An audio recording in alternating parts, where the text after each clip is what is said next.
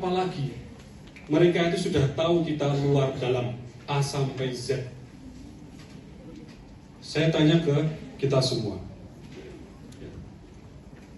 Kalau pemilik WhatsApp, siapa namanya? Mark Zuckerberg.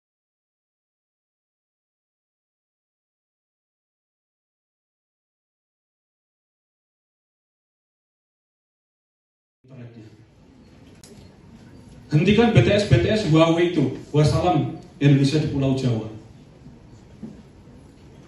Hentikan total, Xi Jinping bilang wassalam seluruh Sumatera atau seluruh Indonesia. Ini bukan dongeng ya. Ini bisa terjadi kapanpun. Sekarang pertanyaannya, Assalamualaikum warahmatullahi wabarakatuh. Sobat RH sekalian, jumpa lagi kita di channel yang keren ini. Keren. Ya, sahabat RH sekalian, kita ini bagian kedua sudah saya share juga ya.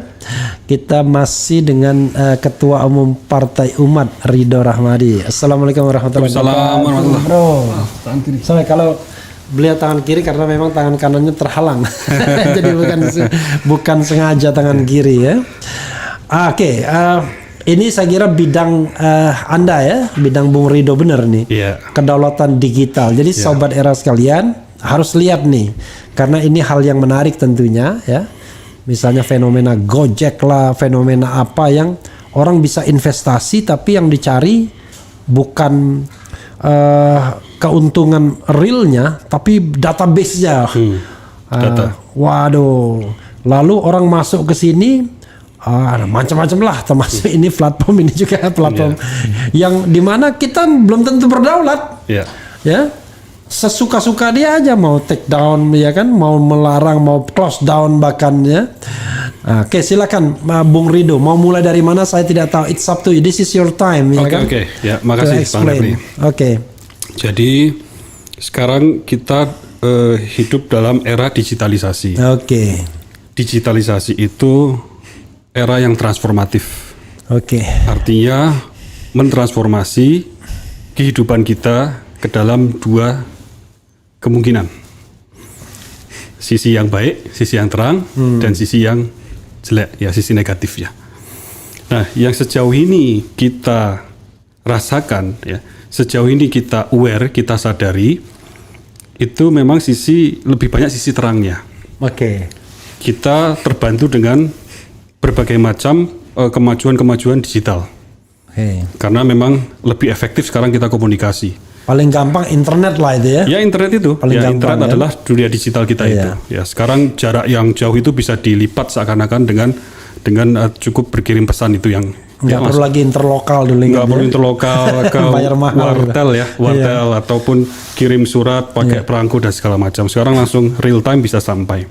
Kemudian juga kemajuan dan digital. Mohon maaf, ini kita punya podcast ini pun bisa ditonton seluruh dunia, real time juga. Semacam stasiun TV kan? Zaman tahun 90-an. Padahal kita nggak bisa membayangkan ada perorangan punya stasiun TV ya. Nah, ini advance yang kita nikmati, alhamdulillah. Kemudian juga digitalisasi membantu kita untuk survive selama pandemi ya, untuk kuliah, untuk sekolah, kesehatan dan segala macam lah gitu. Ini sisi saya akan sedikit tambahin sedikit untuk kita membuat kita nggak stres juga. Coba bayangkan kalau pandemi harus di rumah nggak ada kegiatan. Untung Refli Harun Channel hidupnya di situ kan. Mulainya. Waktu 22 Maret saya mulai. 2020. Pandemi itu kan. Itu mulai pandemi. Kita silakan. Jadi kita semakin attach, semakin terasosiasi kuat dengan dunia digital. Dan dunia digital ini bukan dunia kedua kita. Ini dunia sehari-hari kita. Ya Bang Refli, dunia sehari-hari ya. Kan berapa video, terakhir kan saya tanya dulu 8 video. Hari ini kan tadi live-nya berapa segala macam. Nah itu dari data itu, menghitungnya pakai rata-rata, orang Indonesia itu dari 200, mungkin sekarang 75 atau 80 juta itu, ada 216 juta yang mengakses internet setiap harinya dengan durasi 7 jam 42 menit. Setengah lebih dari waktu produktif kita. Sorry, 216 juta? 79%. Oke, mengakses internet 7 jam 42 menit. 7 jam 42 menit. Di Indonesia ini. Jadi 7 jam 42 menit itu di tempat-tempat yang produktif tuh. Akumulasi di jam produktif. Di jam produktif. Iya. Oke. Ya, ini menggambarkan sedemikian kita attach dengan dunia digital. Itu perluasan dunia nyata kita lah, Pak.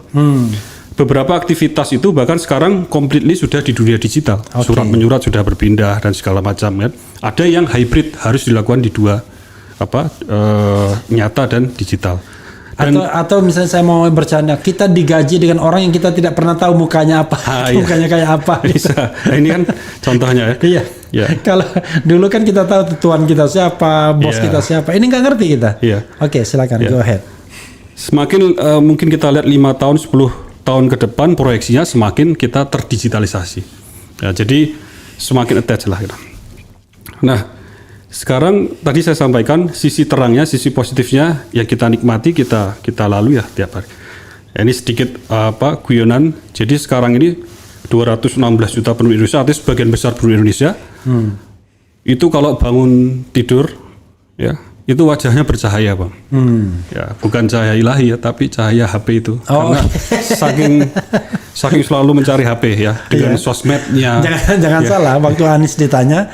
Apa yang dilakukan bangun tidur? Buka HP. Sama.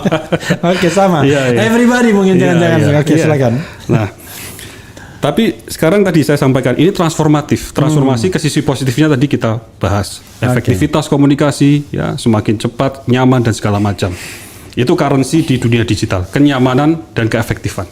Nah, tapi sekarang kita lihat juga ada transformasi ke arah ataupun sisi-sisi negatifnya.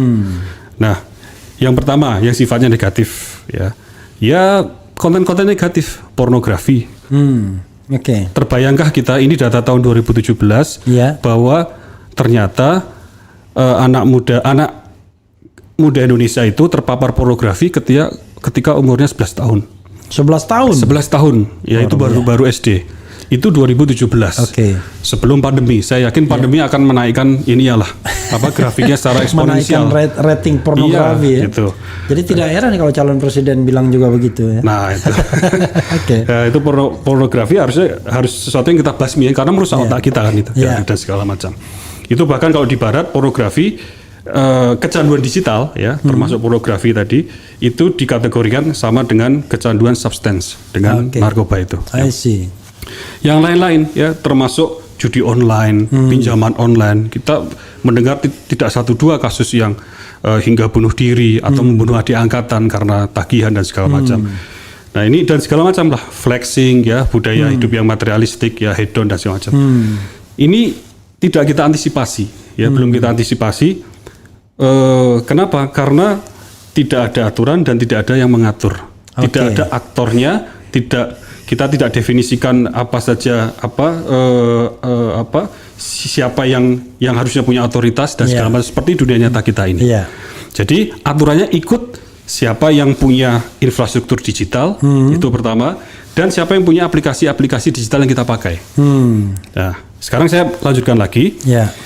Ternyata atau kalau yang aplikasi digital kita tahu lah kebanyakan bukan punya Indonesia. Sebut saja Bang, semua dari yang kita pakai sekarang.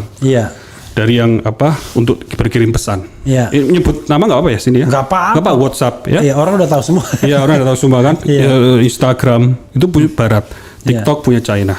Dan apalagi 5 platform belanja digital online Indonesia ada 5 raksasa kan? Yang merah, hijau dan segala macam. Itu 3 sejak lahir punya asing. 2 investor besar asing. Jadi pura-pura punya Indonesia tapi investor besarnya asing ya. Termasuk yang mungkin ya karya anak bangsa itu PT Karya Anak Bangsa. Ya investor terbesarnya anak bangsa lain kan gitu. Anak bangsa lain. Gitu. Jadi mau nggak mau aturannya itu ikut mereka gitu. Ikut siapa yang lebih besar gitu. Nah dari situ kita kemudian bertanya lah, kalau seperti itu kita tidak berdaulat dalam dunia digital ini, gitu ya kan? Karena mau tidak mau diatur oleh yang punya jalan raya tadi, infrastruktur digital. Ini saya tambahkan ternyata infrastruktur kita, Bang, infrastruktur bisa dibayangkan seperti jalan raya lah. Kalau itu kan jalur internet, ada yang di bawah tanah, ada yang di atas, ada juga di bawah laut. Itu ternyata juga banyak sebagian itu yang merupakan investasi asing, milik asing, terutama China. Karena China ternyata punya proyek yang membarengi obor One Belt One Road itu, yang kita bergabung 2015, itu namanya DSR, Digital Silk Road, Jalan Sutra Digital. Jadi mereka tanam-tanam di ratusan ribu kilometer, termasuk di negara ini termasuk melewati 149 negara yang tergabung sekarang. Di Indonesia masuk, Bang. Di bawah laut katanya? Palaparing, persis di bawah laut yang terakhir ya. Itu yang terakhir. Di bawah laut itu ya, submarine koneksi itu di 4 wilayah di timur, Maluku Utara, saya lupa duanya itu, sekitar Sulawesi itu. Itu 1.600 km yang bangun perusahaan China. Berarti apa istilahnya? Kabel optik ya? Kabel optik ya. Jadi 1.600 kilometer itu kabel optik. Iya, ini hanya satu di antara yang lain-lain ya, termasuk mungkin BTS yang dikorupsi kemarin, yang bangunan 2 juga perusahaan China itu. Ya, Huawei sama ZTE dan segala macam. Nah, kemudian juga ditambah pusat-pusat data. Pusat data ini ya, kita ini representasinya di dunia digital melalui aktivitas kita adalah data. Data dikatakan sebagai the new oil. Sesuatu yang sangat berharga sekarang. Ya, bisa dikapitalisasi, mahal harganya. New currency gitu. Jadi yang menguasai data katanya itu akan sangat berpengaruh di masa mendatang. Nah, jadi kalau kita kumpulkan tadi ya, itu kalau sekarang 216 juta penduduk Indonesia hidup dalam dunia digital yang infrastrukturnya ternyata bukan punya kita sepenuhnya. Ya. Kemudian yang platform-platform digitalnya bukan punya kita, mungkin 100% gitu ya, ataupun 95%. Bayangkan kalau mereka ini, Bang, orang-orang ini berkumpul, pemilik-pemilik ini, pemilik infrastruktur dan pemilik aplikasi dalam satu berkumpul malam ini bilang stop layanan di Indonesia termasuk YouTube. Apa yang terjadi kan? Banyak orang stres. Kolaps lah, Bang. Komunikasi, ekonomi, pendidikan dan segala macam. Nah, ini yang harus kita antisipasi. Beberapa pakar di Barat sudah menyampaikan lah, kita harus aware gitu. Ini disebut sebagai teknopolar. Jadi satu kelompok pemilik-pemilik perusahaan teknologi raksasa ini yang mereka pengaruhnya bisa sedemikian besar terhadap sebuah negara. Bayangkan kalau WhatsApp itu stop, berapa persen yang kolaps kita nih, komunikasi dan segala macam. Kalau pertanyaan ini kita tanyakan 5 tahun lagi, lebih besar lagi dampaknya. Atau 10 tahun lagi, lebih masif lagi dampaknya gitu. Nah, itu. Yang lebih berbahaya lagi jika teknopolar ini kemudian ada di bawah ketiak pemerintah suatu negara. Dan itu yang terjadi di China. Nggak ada swasta, itu pasti di bawah kekuasaan pemerintah. Jack Ma kan hilang berapa lama itu? Alibaba itu loh, China itu kan sempat hilang, saking Xi Jinping itu punya kuasa terhadap, harus manut dia. Terus kemudian perusahaan ponselnya, perusahaan aplikasi seperti TikTok dan segala macam. Bahkan kalau di sana orang nggak pakai WhatsApp tapi pakai punya sendiri. WeChat. Punya sendiri. Nah, ini saya agak sedikit keluar tapi masih relevan. Jadi dua ponsel China itu terbukti penelitian di University of Edinburgh di Skotlandia itu terbukti mencuri data, mengirim ke China sana. Nah, itu bahayanya jika teknopolar itu dikuasai oleh pemerintah. Dan seperti terjadi di China karena negara komunis, dia punya kontrol penuh. Termasuk juga TikTok itu di-ban dilarang di beberapa negara karena masalah pencurian data juga. Isu concern pencurian data. Jadi mereka itu beroperasi tapi juga bisa curi data ya? Nah, sekarang saya masuk situ, Bang. Mereka kalau punya jalurnya, infrastruktur digital punya mereka punya kendali dari jauh. Aplikasi yang kita pakai, mereka punya akses. Kita ini bisa dibaca A sampai Z. Bang Refli ini dari atas ke bawah diketahui. Jadi semua isi YouTube itu langsung kan, termasuk juga yang offline-nya kan? Semua itu semua mereka bisa tahu. Jadi kita ini ada dalam genggaman bangsa lain. Dalam hal ini saya spesifik China gitu. Jadi ini di luar PR kita yang masalah sumber daya alam dan segala macam. Ini harus kita sadari gitu loh. Kita di dunia digital sesungguhnya sedang ke arah semakin terjajah. semakin terjajah. Oke, semakin terjajah. Semakin terjajah. Dan itu sudah ada papernya juga, baru 2 tahunan ya. Judulnya Beijing Effect. Bagaimana saingan China, Amerika dan Uni Eropa. Dan kayaknya yang leading adalah China, gitu ya. Untuk memaksakan standar digitalnya kepada seluruh dunia. Oke. China karena punya DSR yang diikuti 149 negara, dia lebih berkuasa. DSR tadi yang apa tadi? Yang over itu. Digital Silk Road. Jalur ultra digital. Oke. Itu sudah ratusan ribu kilometer. Itu yang membuat mereka lebih powerful gitu ya. Oh iya, karena kan mereka yang membangun. Ya. Sekarang ini kan terkesan yang powerful Amerika Serikat dengan YouTube-nya, dengan WhatsApp-nya, dengan platform-platform digital. Yeah. Tapi infrastrukturnya Cina. Iya. Yang jagoan. Artinya dia bisa geser yang itu dibuang, dia masukkan platform mereka sendiri juga bisa. Iya, bisa paksaan. Oh ini jalur saya kok, jalan tol saya. Yang bisa lewat adalah yang saya. Pada saatnya mereka bisa bilang gitu. Kalau mau anytime kan gitu. Nah, ini yang harus segera kita sadari dan antisipasi. Ya, sekedar bayangan aja ya biar sobat sekalian paham bahwa yang namanya jalan lalu lintas informasi itu melalui kabel, bukan melalui angin. Yeah. Ya, ada kabel yang menghubungkannya. Baru kemudian ditangkap oleh server-server gitu-gitu ya. Semacam itu. Kalaupun wireless ya itu disebarkan lewat frekuensi data tadi secara tanpa tapi kabel. Tetap aja harus ada kabelnya itu kan. Karena itu tidak heran ada kabel bawah laut. Ada bawah laut ditanam di bawah. Ada yang di atas juga tiang itu. Terhubung dengan negara-negara lain begitu ya. Nah, itu sekarang harus segera kita sadari ya. Jadi ada kira-kira 2 dimensi tugas besar lah menurut saya Pak gitu. Yang tadi sifatnya negatif tadi, sama yang sifatnya kedaulatan pertahanan gitu. Termasuk untuk melindungi data kita yang sekarang nggak ada yang mengatur gitu. Ya. Jadi menurut saya yang pertama itu tentu harus ada regulasi, undang-undang, peraturan dan segala macam yang mengatur kedaulatan digital. Sekarang belum ada. Adapun terpisah-pisah dan belum terintegrasi itu pun semacam UU ITE malah untuk nangkep yang lain-lain kan. Undang-undang ITE bukan untuk melindungi transaksi elektronik yang untuk melindungi konsumen, tapi untuk menangkap orang-orang yang kritis pada pemerintahan.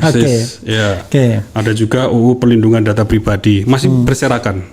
Jadi belum ada fokusnya itu. Itu harus segera dibuat gitu. Ya, harapannya nantilah 2024 ya nanti ada anggota parlemen yang punya visi ini yang kita harapkan. Insya Allah Partai Umat punya visi ini. Nah kemudian dan insya Allah lolos parliamentary threshold. Amin. Mohon doanya mumpung ini disaksikan seluruh Indonesia. Ya. Amin. Nah kemudian ini bukan order tapi sama pentingnya bangun kesadaran dari level individual dan keluarga dulu, terutama hal-hal yang negatif tadi Pak. Jadi mau secanggih apapun ya, ini contoh pornografi, judi online, pinjaman online, secanggih apapun yang kita lakukan itu akan selalu berusaha mencari pintu-pintu baru. Seperti Kominfo itu kan menurut saya agak buang-buang uang waktu itu. Kominfo itu termasuk institusi yang sering mereport. Jadi filing report untuk orang-orang yang kritis supaya bayangkan. Sibuknya di situ sayangnya. Padahal orang-orang kritis itu nggak membahayakan.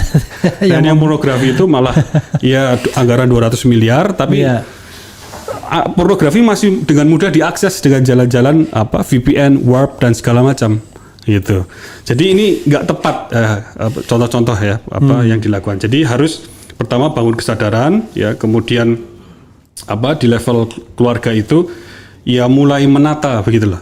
Ya, bagaimana menggunakan dunia digital ini mulai dari anak-anaknya ya. Itu yang pas ya, apa saja yang bisa diakses jamnya dan segala macam itu. Jadi anak-anak itu sekarang jangan dibebaskan terlalu lah untuk HP itu harus ada inilah term conditionnya gitu. Nah kemudian jangan menunggu harus ada regulasi. Kita harus Indonesia ini harus punya produknya sendiri. Jangan tergantung. Toh kita pasar besar ya. Itu yang buat aplikasi tadi ngiler di sini Pak. Pasar besar banget 216 juta. Siapa yang nggak mau? Bagi orang produk-produk Amerika. Tapi tadi begitu ada produk lokal dimakan langsung dibeli itu, diakuisisi biasanya. Ya kalau regulasinya mendukung Iya yang sih, lokal. tergantung komitmen pemerintah. Iya. Cuma pemerintah berani nggak ditekan luar negeri itu aja kan? Iya, ini yang harus kan kita, Iya. asumsinya harus gitu. Jadi contohnya WhatsApp versi Indonesia, Iya. bisa nggak kita buat? Bisa. Iya, gitu. bisa. Iya, Teknologinya sekali. kan dulu malah ada yang sudah bikin anak bangsa kan? Iya. Tapi tadi tidak dikenalkan, Iya. tidak apa gitu. Bayangkan pusat datanya di Indonesia. Iya. Jadi seluruh chatting itu ada di Indonesia, gitu loh. Kemudian sekarang kita tahu umpamanya kita ini kan adab timur lebih santun, Bang. Iya. Lebih beradab. Bisa kita buat WhatsApp yang menggunakan teknologi AI, artificial intelligence itu. Yang bisa ngedit ya kata-kata yang nggak karu-karuan ini. Nah, ini kok nyambung kita masuk Iya. nih. Persis, Bang. I see. Jadi anak-anak sekarang kan kalau chatting LGDMN, Iya. QX segala macam itu Iya, iya, iya. kepada gurunya, dosennya menganggap ini standar bahasa. Nah, itu bisa diperbaiki. Sebelum terkirim, oh maksudnya Assalamualaikum Pak, apakah bisa bertemu? Nah, itu kan oke. mengajari kan gitu Iya, dan iya, iya. membangun peradaban yang santun. Itu bisa dibuat dengan Oke. AI. Termasuk kalau mengirim gambar-gambar yang Itu berbahaya. ngomong-ngomong kotor tuh udah Nah, ngomong-ngomong kotor itu auto deleted bisa. Nah, itu kan bisa sekali. Yang sesuai kebutuhan Indonesia. Pusat datanya di Yang Indonesia. jelas Kominfo zaman dulu itu lebih resah dan orang yang mengkritik pemerintah yang kritis. Yang sama konten-konten pornografi itu nggak resah. Iya. Terus sosial media versi Indonesia. Iya, Ya, yang anti hoax, yang anti buzzer.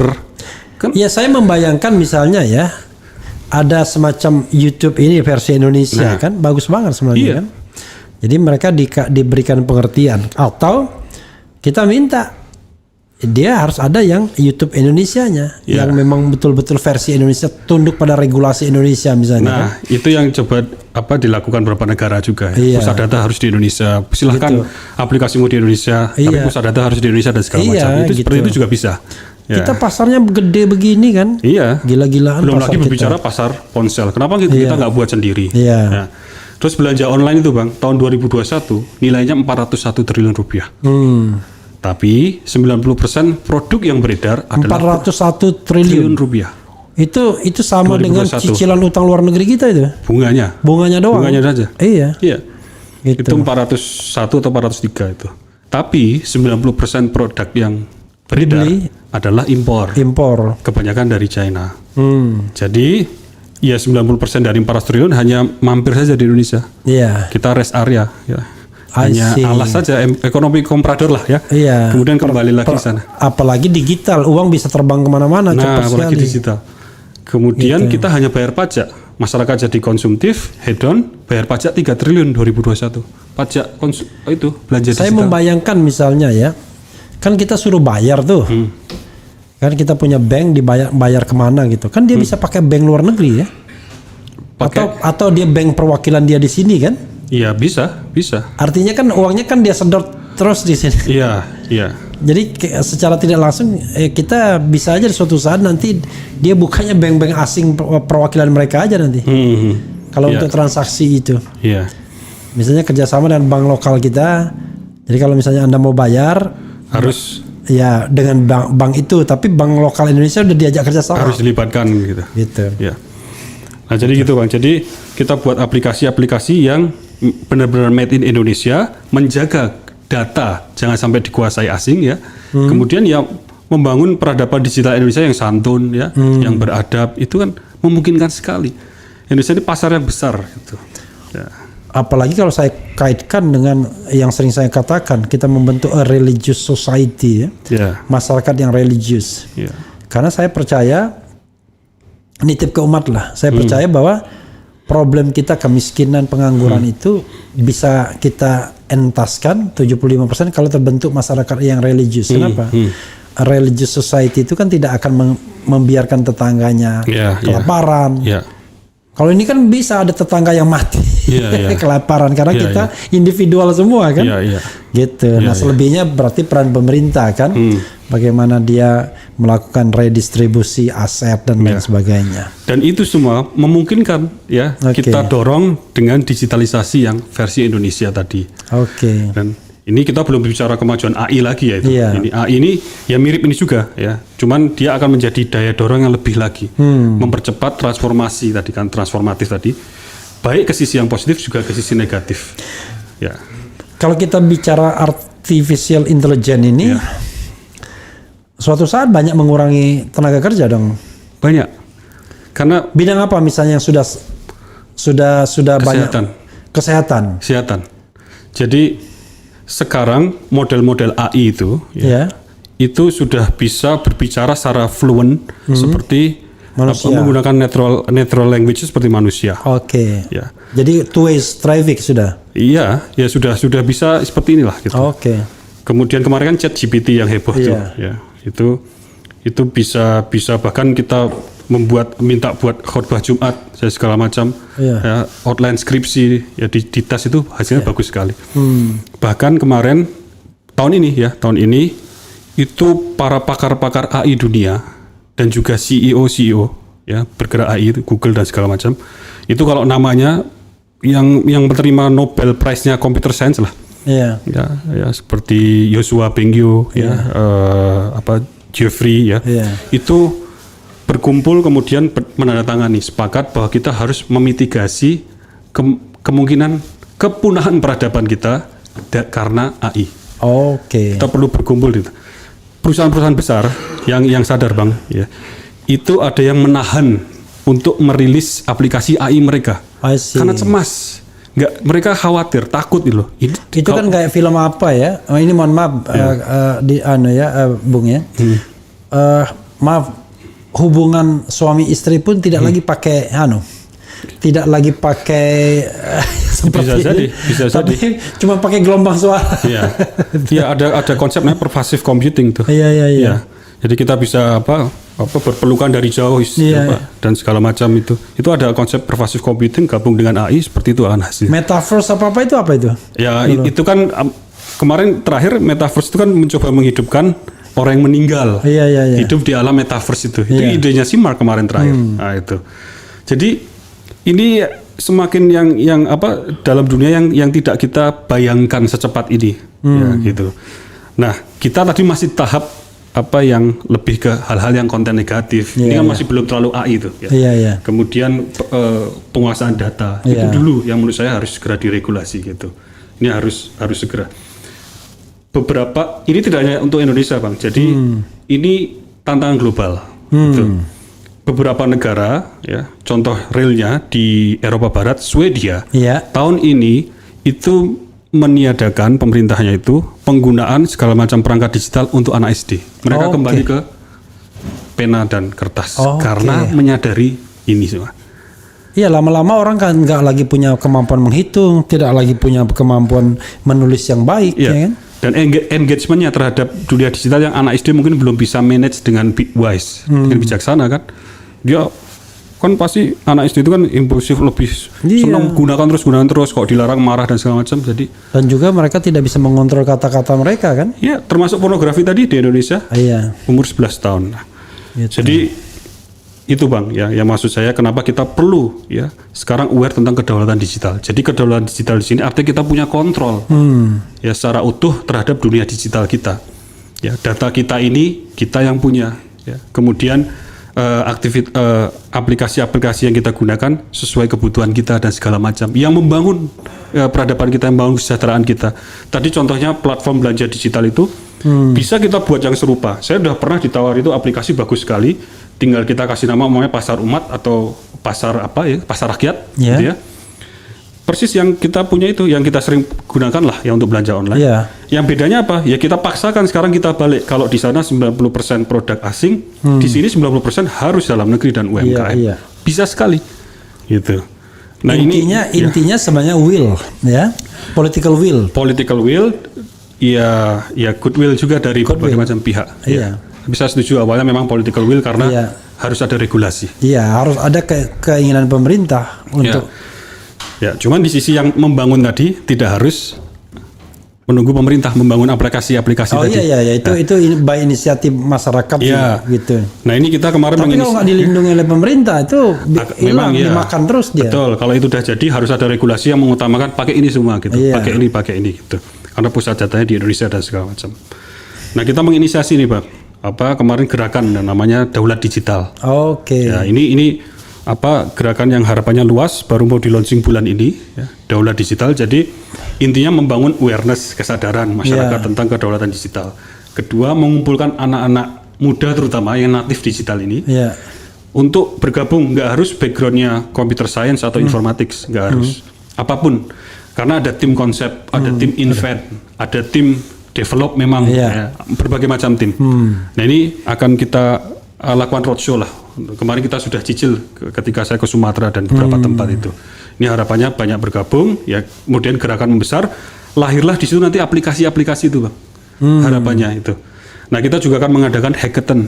Hackathon itu sayembara software.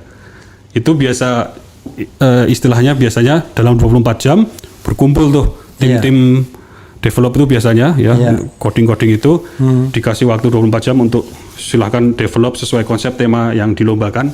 Kemudian nanti kita jurikan hasilnya. Kita akan mengadakan hackathon itu, insya Allah. Jadi sobat Eros sekalian, ini Partai Umat bukan berarti cuma partai yang mengajak bersalawat saja, tapi partai yang mengajak juga bagaimana kita mengenal dunia digital ya, dengan konsep nasionalisme tentunya. Jadi yang membedakan orang yang punya perspektif dan tidak punya itu ya itu. Pengetahuannya sama, tapi perspektif nasionalismenya nggak ada, perspektif humanismenya nggak ada. Karena biasanya anak muda dikasih kemampuan digital, tapi kerjanya cuma cari untung, berat tuh. Dijual-jual aja itu ke dunia internasional ya. Dan kalau kapasitas, menurut saya dari pengalaman saya, ketemu teman-teman yang baik di dalam maupun luar, orang Indonesia ya, mampu-mampu kita, Pak.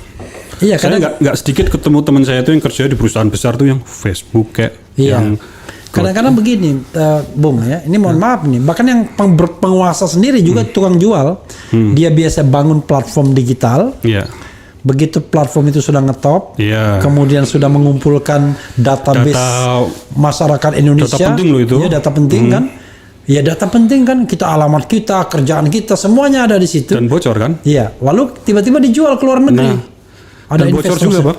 Dan dia hidup mewah, hidup sejahtera. Di tengah menjual, lalu dia mungkin membiayai pilkada atau pilpres agar dia tidak ganggu-gugat. Oke, ada lagi mau ditambahkan sebelum kita bacakan komentar Sobat RH? Ya, jadi mungkin saya hanya menggarisbawahi ya tadi poin-poin yang penting kita harus mulai dari inilah gerakan anak-anak muda inilah. Ini kan karena dunia mereka ini natif digital, mereka lahir di era digitalisasi. Ya mari ini tidak harus yang daulat digital, tapi ini ada satu opsi ya, daulat digital. Ayo bergabung ya. Kita rumuskan berbagai macam konsep ya. Kita bangun awareness di mana-mana, harapannya menyebar seluruh Indonesia, dan kita secara konkret nanti bangun aplikasi-aplikasi yang untuk memang khusus untuk Indonesia dengan pusat data Indonesia. Dan saya ini tidak hanya utopis lah, Bang ya. Jadi Partai Umat itu sejak awal kita sudah punya server sendiri. Jadi website, segala macam aktivitas yang berhubungan dengan IT butuh server kita sendiri. Ya, jadi tidak ngawang-ngawang lah bahasa Jawanya itu, tidak hanya utopis konsep-konsep ini bisa nggak dilakukan? Insya Allah bisa sekali kan gitu.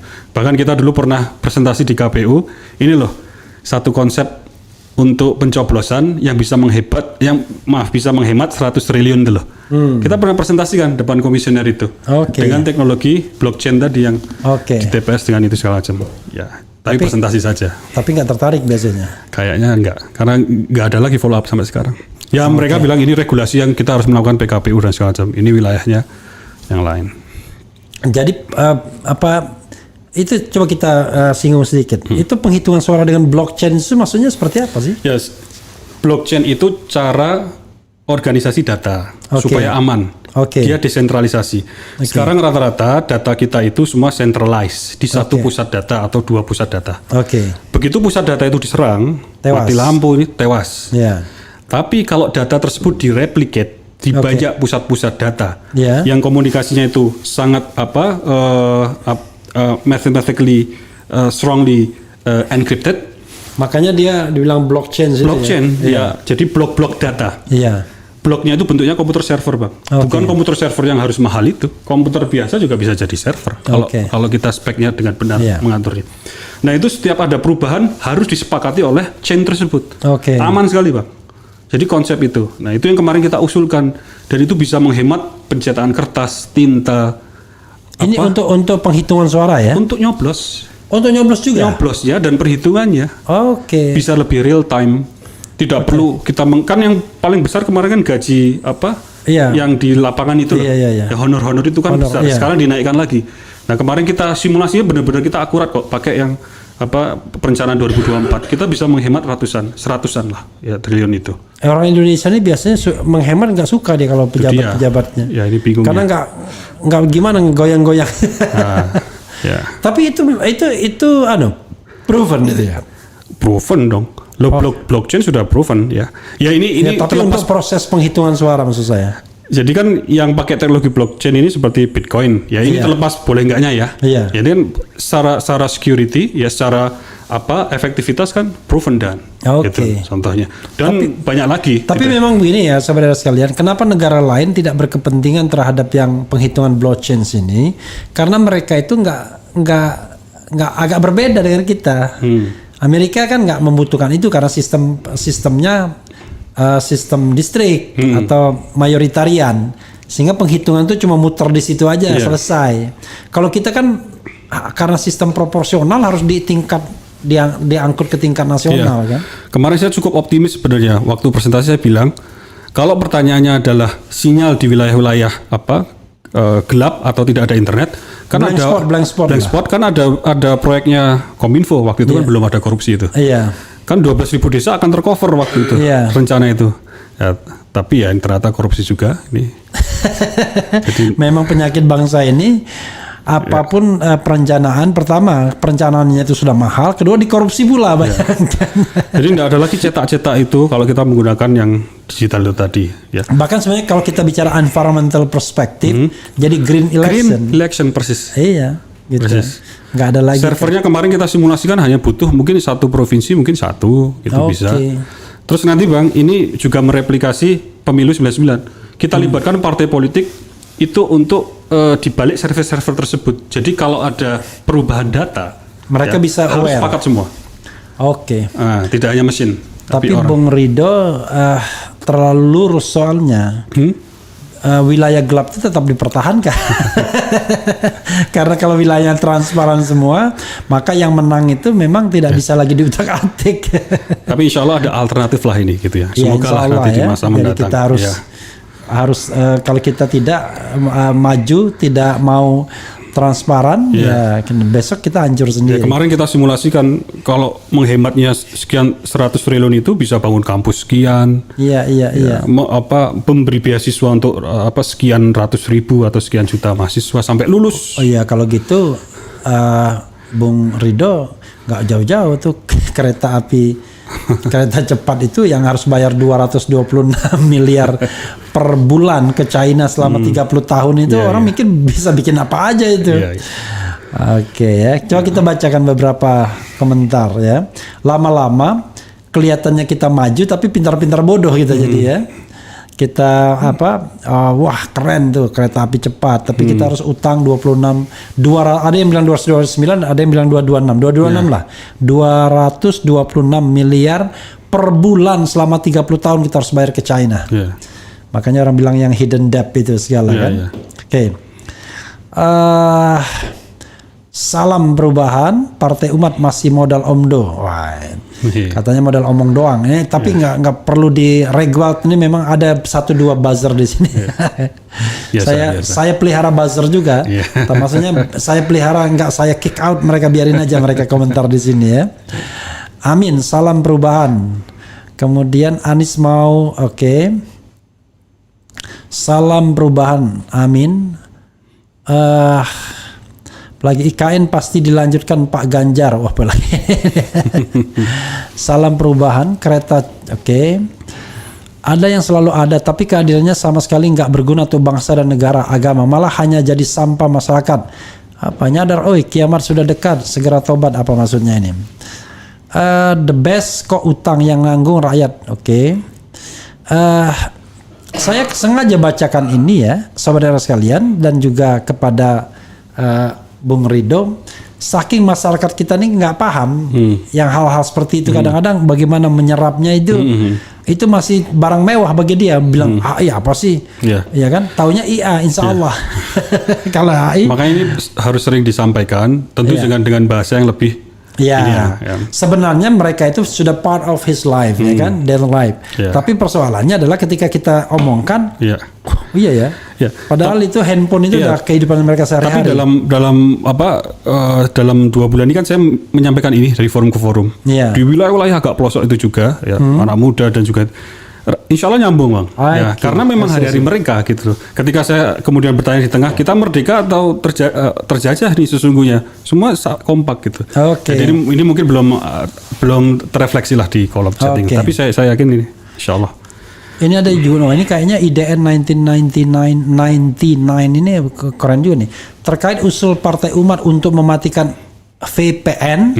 Yang jadi bahan bulian pendukung Jokowi, memangnya bisa ya seluruh aplikasi VPN yang ada dibuat tidak berfungsi? Dan bagaimana alibi instansi dan bank yang kerjanya pakai VPN? Menjawab pertanyaan pertama, memang saya pernah menyampaikan itu. Ya itu supaya membangun awareness juga. Maksud gitu. saya keren nih orangnya paham itu. Silakan. Sebenarnya gini, memang VPN itu selected filter gitu. Tidak semuanya. Itu juga dilakukan di beberapa negara yang lain. Tidak hanya VPN, warp juga ya istilah itu. Jadi yang manageable, yang tidak dibuka full, tapi juga mungkin tidak ditutup full. Kalau bank-bank itu memang membutuhkan, itu silahkan.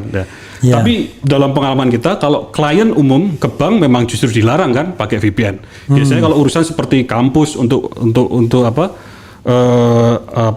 untuk akses jurnal-jurnal di kampusnya dari jauh dan segala macam itu VPN. Itu bisa yang selected, limited dan listed gitu loh. Well managed, well organized, tapi nggak dibuka sepenuhnya. Dan ingat ya, di beberapa negara sudah di-ban juga ada beberapa. Jadi memang waktu itu saya lontarkan untuk membangun awareness gitu loh. Ini ada satu opsi yang berlainan kutub, supaya kemudian bangun sebanyak orang, banyak respon itu. Kemudian saya lengkapi, tidak hanya VPN, warp-nya, ya kemudian dan lain-lain gitu. Jadi VPN akan menyelesaikan sebagian besar, ya, tapi perlu dilengkapi yang lain gitu. Karena dulu ya kita terbantu juga dengan VPN, karena misalnya ada semacam online situs yang di ban pemerintah. Kita nggak bisa akses ya pakai VPN itu. Waktu itu kan kadang-kadang temporary ban gitu ada kan, gitu. Walaupun negatifnya ada juga. Jadi waktu itu saya mengatakan kita tutup VPN, 90% masalah pornografi teratasi. Itu kan untuk membangun awareness di satu poros yang baru gitu loh, poros pemikiran gagasan lah gitu. Ini militan ABW. Gimana kalau ada BUMN yang membuat aplikasi WA, FB, YouTube, IG sendiri? Aplikasi luar harus diblok supaya masyarakat mau pakai, tanda tanya. Dan apakah Indonesia mampu membuat data center seperti Amazon, Google, dan lain-lain? Nah, ini pertanyaannya adalah gini. Gimana kita mendevelop, katakanlah semacam YouTube ini, tetapi tidak shock. Jadinya tiba-tiba semuanya close down gitu ya, nggak bisa lagi connected. Wah, kita harus pakai yang baru dari nol. Sementara yang baru belum ada pendapatannya misalnya begitu. Gimana? Ya, memang bertahap transisi. Pertama memang aplikasinya dulu. Kemudian fiturnya, ketahanan keamanan harus sama kan gitu. Kemudian perlu ada stimulus lah ya. Ya mungkin karena itu BUMN atau beberapa pihak ya supaya ini men-trigger pada pindah ke sana. Tapi yang perlu disampaikan bahwa ini data seluruh di Indonesia. Itu jauh lebih aman. Terus kita bisa melakukan sebenarnya perspektifnya ya nasionalisme itu. Counter terhadap hoax, counter terhadap konten-konten yang merusak ya Indonesia itu bisa kita lakukan dengan lebih leluasa tanpa perlu ngirim report dan segala macam. Ini ada lembaga sensornya yang langsung di bawah Kominfo atau segala macam. Nah, itu bisa lebih punya kontrol kita gitu.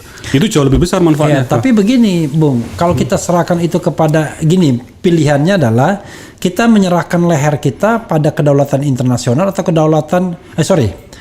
bukan kedaulatan. Kalau kedaulatan sih rakyat. Ya. Kita menyerahkan leher kita kepada otoritarianisme internasional atau otoritarianisme nasional, itu masalahnya. Itu sama bahayanya. Saya membayangkan misalnya kita menggunakan platform YouTube sendiri misalnya kan. Begitu kita kritis sedikit kalau pemerintahnya tidak demokratis, langsung lebih bahaya. Iya. Ya tentu jangan yang otoriter juga yang dalam yang internal ya. Tetap aja kita bangun demokrasi dan konstitusi kan. Minimal yang pertama gitu ya. Kontrol penuh kita punyai. Ya perkara bagaimana mekanisme regulasi kan tentu kita ingin yang demokratis ya. Yang bebas, yang bertanggung jawab dan segala macam. Jangan sampai kemudian tiba-tiba leher kita setiap saat malah nanti kena UIT semua. Iya. Setiap saat kita di penjara atau di minimal semua kerjaan kita langsung di bawah kontrol negara, jadi totaliter negara jadi. Iya. Bahaya sekali totaliter. Apalagi ya. Oke. Masih banyak malam-malam ini. Banyak yang bertanya, tetapi lebih ribut di antara mereka sendiri. Oke, ada yang ingin disampaikan lagi, Bung, dalam konteks kedaulatan digital ini. Ya, jadi poinnya kita harus segera. Harus segera. Ya, karena ini kalau tidak segera kita bergerak gitu, nanti itu sama seperti ketika isu climate change ya. Orang melihat akan datang ketika suhu sudah naik, ketika ini sudah terjadi, itu sudah terjadi, baru kumpul. Kita harusnya begini, tapi suhu sudah naik gitu. Ini kita tahu it's coming gitu loh. Ini akan datang, happening gitu. Di beberapa sisi. Jadi kita lihat Swedia ya, negara Eropa sudah memutuskan itu. Nah, kita harus mengambil langkah-langkah cepat tadi. Kalau saya melihat tadi di sisi pemerintah adalah regulasi, di sisi kita adalah yang lebih pas tadi membangun kesadaran level individual dan keluarga. Itu paling kuat. Ketiga, segenap anak bangsa kita membangun aplikasi-aplikasi sesuai kebutuhan kita. Tambah pemerintah, harapannya nanti seluruh infrastruktur itu ya, walaupun yang dibangun nanti ada yang memang dari asing sudah terpaksa karena proyek-proyek DSR, itu harus nanti sepenuhnya kita miliki. Pada satu saat, jangan terlalu lama gitu. Ya, saudara sekalian, akhirnya kan kita harus paham bahwa pembangunan itu untuk manusia ya. Teknologi untuk manusia. Jangan sampai kemudian kita dikendalikan oleh artificial intelligence. Kita yang harus mengendalikan artificial intelligence. Kita yang harus mengendalikan dunia digital, bukan dunia digital yang mendikte kita setiap hari gitu ya. Kita kan kalau kita nggak lihat handphone semenit aja, kayaknya ada rasa yang salah. Padahal kita tutup close down 24 jam is oke juga sebenarnya ya. Sekali-sekali kayaknya perlu juga kita ada hari di mana kita tidak perlu menggunakan handphone kita dalam berapa jam misalnya. Nah, itu umpamanya bentuk satu kesadaran yang kita coba kan gitu. Jadi udah kita ini hari istirahat. Kan ada car free day. Mungkin ada smartphone free day. Dulu kan orang macet akhirnya pusing, ya udahlah car free day ya. Ini smartphone free day ya. Sekali-sekali. Tapi YouTube terus jalan-jalan terus. Karena ini tugasnya adalah untuk mencerdaskan kehidupan bangsa. Tapi kalaupun harus tutup juga nggak apa-apa juga ya kan. Kita kan harus melihat kebaikan umum ya, jangan kebaikan individual. Oke, Bung, silakan closing statement untuk apa saja ya. Bahkan Anda berpromosi untuk Partai Umat pun oke, nggak ada masalah. Silakan. Ya, jadi insya Allah visi yang kita sampaikan tadi ya tentang kedaulatan digital itu satu visi, satu narasi yang insya Allah akan diperjuangkan oleh Partai Umat. Ya, jadi tentu kalau 2024 kita berharap insya Allah ada takdir Allah kita lolos parlemen, di situ kita akan memperjuangkan. Kedua, juga ini sudah langkah konkret, kita menginisiasi gerakan daulat digital, yaitu gerakan yang mengundang seluruh anak bangsa, ya dengan segala macam background pendidikan, tidak harus computer related, ya bisa mulai dari hukum, manajemen, ya ekonomi, lingkungan, silakan bergabung. Kita bisa bangun konsep-konsep, ada tim untuk konsep di daulat digital, ada tim untuk event, ada tim untuk berbagai macam, termasuk tim untuk develop tadi ya. Kita bangun berbagai macam aplikasi-aplikasi yang dibutuhkan rakyat Indonesia, yang menjaga rakyat Indonesia, data-datanya ya, sehingga membangun insya Allah kedaulatan digital di bumi pertiwi yang kita cintai ini. Jadi kiranya demikian ya. Terima kasih Bang Refli sekali lagi kesempatannya. Insya Allah di Daulat Digital ini bisa diakses di daulatdigital.id. Ya, daulatdigital.id ini form pendaftaran saja sementara ini karena kita belum launching. Jadi siapapun silakan daftar. Insya Allah ada acara-acara ke depan. Ya. Terima kasih, Bang. Iya, sahabat Eros sekalian, ya, kita malam ini menyelesaikan 2 perbincangan soal Rempang dan soal daulat digital. Ini hal yang baru, daulat digital. Sebenarnya kita sudah menjadi bagian dari digitalisasi, tetapi kesadaran untuk kita daulat digital itu yang belum ada sampai sekarang ini. Kita baru sekedar menjadi konsumen, ya, bukan orang yang mengendalikan produk-produk digital tersebut. Tapi mudah-mudahan perbincangan ini terus menggema kemana-mana, ya, sahabat sekalian. Dan terima kasih kepada Bung Ridho Rahmadi. Mudah-mudahan seperti baju Anda bring back reform, ya, untuk segala hal yang baik, dan Partai Umat will be in the parliament, ya, in 2024. Wassalamualaikum warahmatullahi wabarakatuh. Waalaikumsalam warahmatullahi wabarakatuh. Terima kasih. Foto dong, foto lagi.